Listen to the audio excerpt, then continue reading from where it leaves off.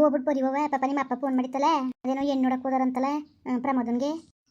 ಇಲ್ಲಕ್ಕ ಸುಮ್ಮನಿರತ್ತೆ ಫಸ್ಟ್ ಸತಿಗೆ ಏನು ಮಾಡೋಕ್ಕೆ ಹೋಗಿ ನೋಡ್ಕೊ ಬರಲಿ ಅವರು.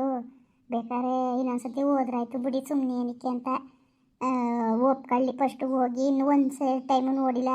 ಹುಡುಗಿ ಒಪ್ಪದ್ಮೇಲೆ ಬೇಕಾದ್ರೆ ಒಂದ್ಸತಿ ಹೋದ್ರೆ ಆಯಿತು. ಪ್ರೀತಿ ಅಕ್ಕನೂ ಹಂಗೆ ಅಂತಂತೆ. ಸರಿ ಸರಿ ಆಯಿತು. ಹೋದ್ರೆ ಬೇಕಾದ್ರೆ ಹೋಗುವಾಗ ಸೋಮವಾರ ಭಾನುವಾರ ಹೋಗಿ ನೋಡ್ಕೊ ಬಂದ್ಮೇಲೆ ಬೇಕಾರೆ ಅಲ್ವಾ. ಅತ್ತೆ ಹಂಗೆ ಮಾಡ್ತೀನಿ ಬಿಡಿ. ಬೇಕಾದ್ರೆ ಅವರು ನಾನು ಓದ್ಬತ್ತೀವಂತೆ. ಬೇಕು ಅಂದ್ರೆ ಮಕ್ಳು ಕರ್ಕೊಂಡೋಗು, ಇಲ್ಲ ನಾನು ನೋಡ್ಕೊತೀನಿ ಹೋಗ್ಬಿಟ್ಟು ಬರೀವ್ರಿ ಬಿಡು. ಹಂಗೆ ಮಾಡ್ತೀನಿ. ಮಕ್ಳು ಕರ್ಕೊಂಡೋದ್ರೆ ಅಲ್ಲೇ ಉಳಿಸ್ಕೊತಾರೆ. ಬಂದ್ಬಿಡ್ಬೇಕಲ್ಲ, ಇವ್ರು ಕೆಲ್ಸಕ್ಕೆ ಹೋಗ್ಬೇಕು, ಅಡುಗೆ ಮಾಡ್ಕೊಡ್ಬೇಕಲ್ಲ. ಹಂಗಾರೆ ಹೋಗಿ ಈಗ ಏನು ಮಾಡಕ್ಕೆ ಹೋದಿ ಉಳ್ಕೊಳಕ್ಕೆ ಬೇರೆ. ಪಾಪ ಹಂಗಾರೆ ಪ್ರಮೋದ ಒಪ್ಕೊಂಡಂತ ಮದುವೆ ಆಗೋಕ್ಕೆ. ಅದೇನು ಕೊಳ್ಳೆಗಾಲಕ್ಕೆ ಹೋಗಿದ್ರಂತೆ ಅವನು ಅಮ್ಮನೂ ಅಪ್ಪನೂ ಇಬ್ಬರು ಹೋಗಿ ಮಾತಾಡ್ಸ್ಕೊಂಡು ಬಂದಿದ್ದಕ್ಕೆ ಆಯಿತು ನಿಮ್ಮ ಇಷ್ಟ, ನೀವೆಲ್ಲಿ ನೋಡ್ತೀರಿ ನಾನು ಅಲ್ಲಿ ಆಯ್ತೀನಿ ಅಂತ ಅನ್ನಂತಪ್ಪ. ಹೆಂಗೋ ಒಳ್ಳೇದಾಗಲಿ ಬಿಡವತ್ತಾಗೆ. ಇದ್ದರೆ ಮದುವೆ ಇಲ್ಲೇ ಇದ್ದಾರೆ ನನ್ನ ಮಗ. ಅದೇನೋ ಗೊತ್ತಿಲ್ಲಮ್ಮ. ಒಟ್ಟಿಗೆ ಆಗ್ಲಿಂದನೂ ಅಂದರೆ ಅವ್ರಿಗೂ ಒಂದೇ ಸತಿ ಬಿಟ್ಟಿರ್ಬೇಕು ಅಂದರೆ ಕಷ್ಟ ಅಲ್ವಮ್ಮ ಪಾಪ. ಅಷ್ಟು ಪ್ರೀತಿಯಿಂದ ಸಾಕಿರ್ತಾರೆ. ಅದನ್ನ ನಾವು ಅರ್ಥ ಮಾಡ್ಕೋಬೇಕಲ್ವಾ. ಅದಕ್ಕೇ ಅಪ್ಪ ಅಮ್ಮನೂ ಅಷ್ಟು ಇದು ಮಾಡ್ತಾ ಇಲ್ಲ. ಇಲ್ಲೇ ಇರಲಿ ಅಲ್ಲೇ ಇರಲಿ ಅಂತ ಏನೂ ಅಂತ ಇಲ್ಲ. ಒಟ್ಟಿಗೆ ಅವರು ಅಷ್ಟೇ ಆಸೆ ಆಗವ್ರೆ. ಪ್ರಮೋದನೂ ಅಲ್ಲಿರೋಕ್ಕೂ ಇಷ್ಟಪಡ್ತಾನೆ, ಇಲ್ಲಿಗೆ ಜಾಸ್ತಿ ಬರೋಕೆ ಇಲ್ಲ. ಅವನು ಅಲ್ಲೇ ಇರೋಕ್ಕೆ ಇಷ್ಟಪಡ್ತಾನೆ. ಅಯ್ಯೋ ಎಲ್ಲೋ ಇರಲಿ ಬಿಡವ, ಎಲ್ಲೋ ಕಾಲ ಕಳಿಲ್ಲ ಅಂತ ಅವ್ನು ಇಷ್ಟ ಎಲ್ಲಿ ಬರ್ತದೆ ಅಲ್ಲಿಗೆ ಅಷ್ಟೇ. ಸುಮ್ಮನೆ ಅದಕ್ಕೋಸ್ಕರ ಏನು ಯಾರೂ ಬಲವಂತ ಏನು ಮಾಡೋಕ್ಕಿಲ್ಲ ಕಣತ್ತೆ. ಸರಿ ಆಯಿತು. ಮಕ್ಳಿಗೆ ಅನ್ನ ಉಣ್ಸಿವ್ನಿ, ನೀರು ಕುಡ್ಸಿವ್ನಿ. ನಾನು ಕೆಲ್ಸಕ್ಕೆ ಹೋಗಿ ಬರ್ತೀನಿ, ನೋಡ್ಕೊ ಇಕೊಳ್ಳ. ಮತ್ತೆ ನೀವು ಕೆಲ್ಸಕ್ಕೆ ಹೋಗ್ಬೇಡಿ, ನೀವು ಸುಮ್ಮನಿರಿ. ಏನಕ್ಕೆ ಹೋಯ್ತೀರಿ ನೀವು? ಪಾಪ ಆಗ್ಲಿಂದ ಕೆಲಸ ಮಾಡಿರೋದು ಸಾಕು, ಸುಮ್ಮನೆ ಇರತ್ತೆ. ಈಗ ಏನು ಮಕ್ಳಿಗೆ ನಾನು ಹಾಲು ಕುಡಿಸ್ತಿದ್ನ ಏನಿಲ್ಲ ತಾನೇ. ಮಕ್ಕಳಿಗೆ ನೀವು ನೋಡ್ಕೊಂಡು ಮನೇಲಿರಿ ಆರಾಮಾಗಿ. ನಾನು ಕೆಲ್ಸಕ್ಕೆ ಹೋಗ್ತೀನಿ. ಸುಮ್ಮನೆ ಅವರೊಬ್ಬರೇ ದುಡಿದ್ರೆ ಸಾಕಾಯ್ಕಿಲ್ಲ. ಈ ಮನೆ ಹಿಂಗಾರ ನಾವು ಮನೆ ಕಟ್ಟೋದು ಯಾವಾಗ? ನಮ್ಮ ಜೀವನ ಮುಂದುವರ್ಸ್ಕೊಂಡು ಹೋಗೋದು ಕಷ್ಟ ಆಯ್ತದೆ. ಇರು ಸುಮ್ಮನೆ ನೀನು. ಬೇಡಕತ್ತೆ ಯಾವ ಕೆಲ್ಸಕ್ಕೆ ಹೋಗೋದು ಬೇಡ, ಏನು ಬೇಡವ. ನಿಮ್ದೇಗೆ ಹಂಗಿರ್ಬೇಕು ಹಂಗಿರು. ಮಕ್ಕಳು ನೋಡ್ಕೊಂಡು ಮನೇಲಿರು. ನಾನೇ ಹೋಗ್ತೀನಿ. ಒಂದ್ ದಿವಸ ಕೂಲಿಗೆ ಹೋದ್ರೆ ಏನೇನು ಅವಮಾನದ ಹಂಗೆಲ್ಲ ಕಣತ್ತೆ. ನಿಮಗೆ ಒಂದಿನ ಕೂಲಿ ಸಿಗ್ತಾರಿಲ್ಲ. ಈಗ ನಾನೇನಾರು ಅಲ್ಲಿ ಫ್ಯಾಕ್ಟ್ರಿಗೆ ಅಲ್ಲಿಗೆ ಅಂತ ಸೇರ್ಕೊಂಡ್ರೆ ಪರ್ಮನೆಂಟ್ ಕೆಲಸ, ಸಂಬಳ ಬರ್ತದೆ. ಒಬ್ಬರು ದುಡ್ಡು ಮನೆ ಬಂಕ ಬಾಡಿಗೆ ಗಿಡಿಗೆಗಾದ್ರೂ ಇನ್ನೊಬ್ರು ದುಡ್ಡು ಉಳ್ಕತ್ತದೆ. ಗ್ರ್ಯಾಂಟಿಗೆ ಏನಾದ್ರೆ ಮನೆ ಬರ್ಸಿದ್ರೆ ಅದ್ರಲ್ಲಿ ಬರೋ ದುಡ್ಡು ಜೊತೆಗೆ ನಮ್ಮದು ದುಡ್ಡು ಸ್ವಲ್ಪ ಸೇವ್ ಮಾಡ್ಕೊಂಡಿದ್ರೆ ಮನೆ ಕಟ್ಟೋಕ್ಕೆ ಸರಿ ಆಯ್ತದೆ ಅಲ್ವಾ. ಸಾಲ ಮಾಡ್ಕೊಂಡು ಆಮೇಲೆ ನೆಳ್ಳ ಬದಲಿಗೆ ನಾವೇ ಆದಷ್ಟು ಕೈಲಿ ಕಾಸು ಮಡಿಕೊಂಡು ಮನೆ ಕಟ್ಟರು ಸರಿ ಅಲ್ವತ್ತೆ. ಸಾಲ ಕೊಡ್ತಾರೆ ಅಂದ್ಬಿಟ್ಟು ಇಸ್ಕೊಬಿಟ್ರೆ ನಾಳೆಗೆ ತೀರ್ಸೋಕ್ಕೆ ಎಷ್ಟು ಕಷ್ಟ ಆಯ್ತದೆ ಹೇಳಿ. ತುಂಬ ಪ್ರಾಬ್ಲಮ್ ಆಯ್ತದೆ ತಾನೇ. ಏನಿಲ್ಲ, ನೀವಾರು ನನಗೇನು ಚೆನ್ನಾಗಿ ನೋಡ್ಕೊತೀರಿ ಮಕ್ಕಳನ್ನ. ನೀವೇ ಮನೇಲಿ ನೋಡ್ಕೊಂಡು ಆರಾಮಾಗಿರಿ. ನೀವೇನು ಕೆಲಸ ಮಾಡೋದು ಬೇಡ, ನಾನೇನು ಬಂದು ಮಾಡ್ಕೊಡ್ತೀನಿ ಆದಷ್ಟು.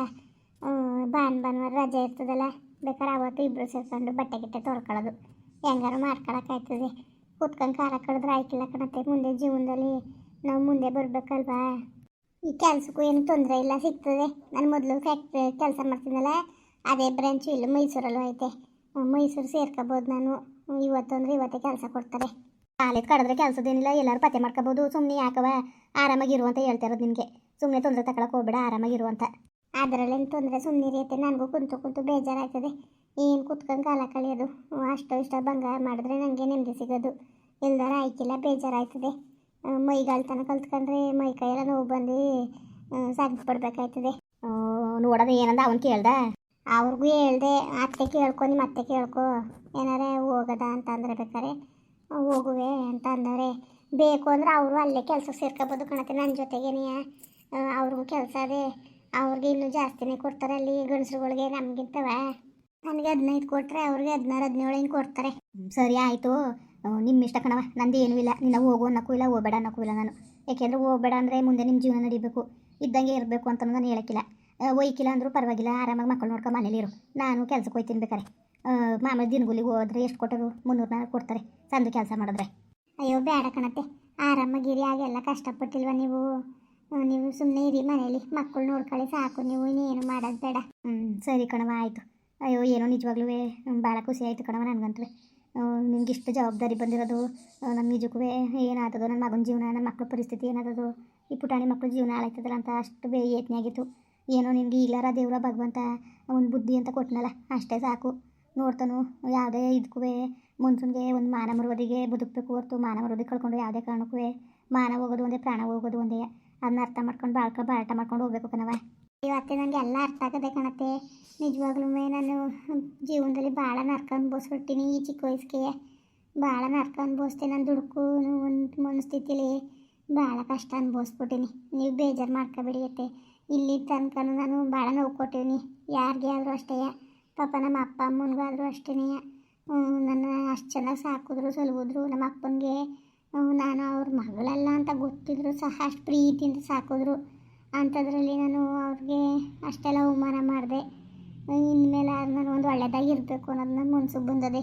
ನಿಜವಾಗ್ಲೂ ಒಳಗೆ ಬಿದ್ದ ಮೇಲೆ ನನ್ನ ಸತ್ತೋಗಿದ್ರೆ ಮುಗ್ದೋಗೋದು. ನಾನು ಸಿಕ್ಕಿದ ಎರಡನೇ ಜೀವನ ಅನ್ಕೊಂಡು, ಎರಡನೇ ಜನ್ಮ ಅನ್ಕೊಂಡು ನಾನು ಬಾಟ ಮಾಡ್ಕೊಂಡು ಹೋಯ್ತೇವನಿ ಕಣತ್ತೆ.